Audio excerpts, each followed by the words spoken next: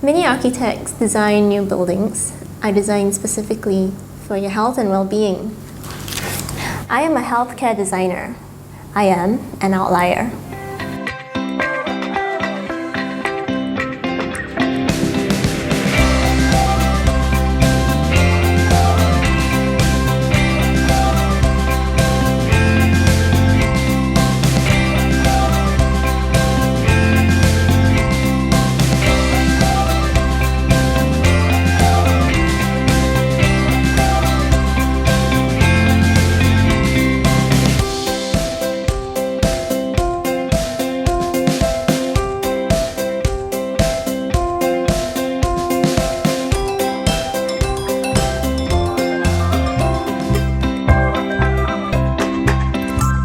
My name is Lynette and I'm 25 this year and I'm working as a healthcare designer.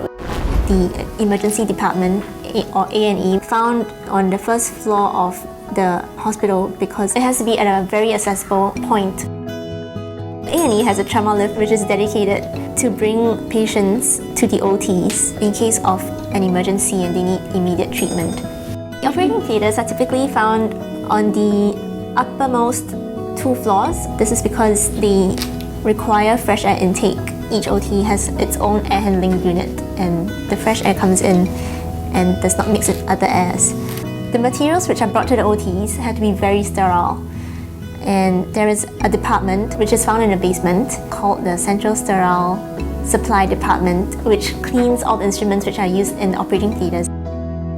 Because the items which have been sterilised need to be kept so clean, they have dedicated lifts to bring these instruments back up into the OTs. The intensive care unit and high dependency units are usually found on the same levels as the operating theatres.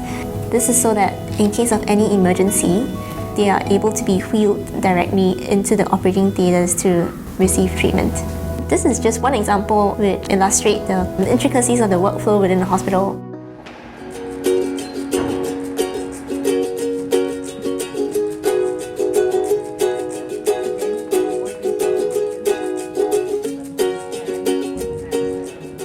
Okay, so I kind of stumbled into medical planning, but I have not looked back since.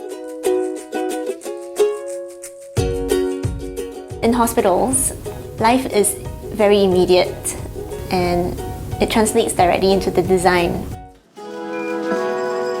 At the end of the day, the concern would be for the patients to have an environment to recuperate well in, for staff to have a good environment that's well designed, to carry out the operations where everyone's focus is on the patient and the well-being of a person.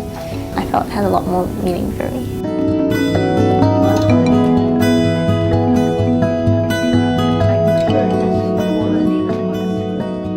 So try to apply that, and if it doesn't work, just... So I was designing for leukemia patients. They undergo chemotherapy, so all their antibodies are killed. They need to be kept under very, very sterile conditions for something like 4 to 6 weeks. So basically, I didn't know all the flows. I just designed what looked good. And then when I went up to the final crit panel, they're like, these are leukemia patients, how come they're walking in open here? And then what's the connection from this place to that place? And like, how are the staff going to service them?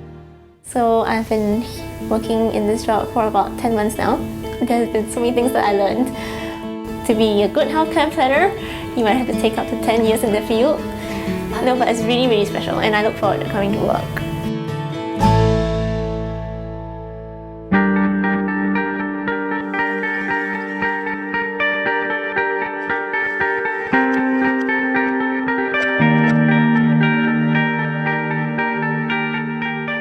So we went to 3 villages and we saw 500 patients over the 3 days.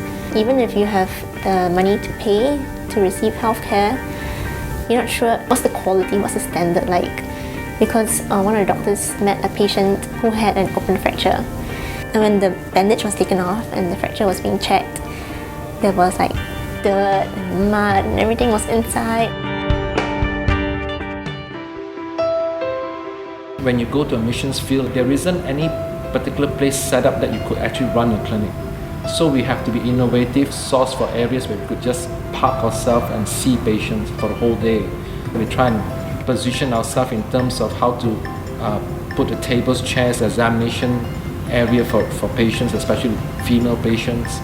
and then where do we place the medications and how to dispense it, how to make it orderly and in a system whereby people could queue and see the doctor and then wait for the medications. So I think Lynette, with great foresight and planning, was able to kind of lay out those plans without it being actually any landscape there actually.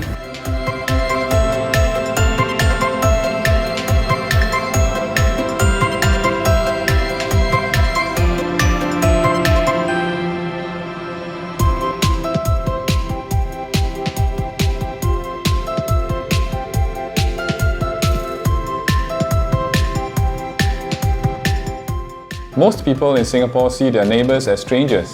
I see them as rich resources to be tapped. I am an outlier.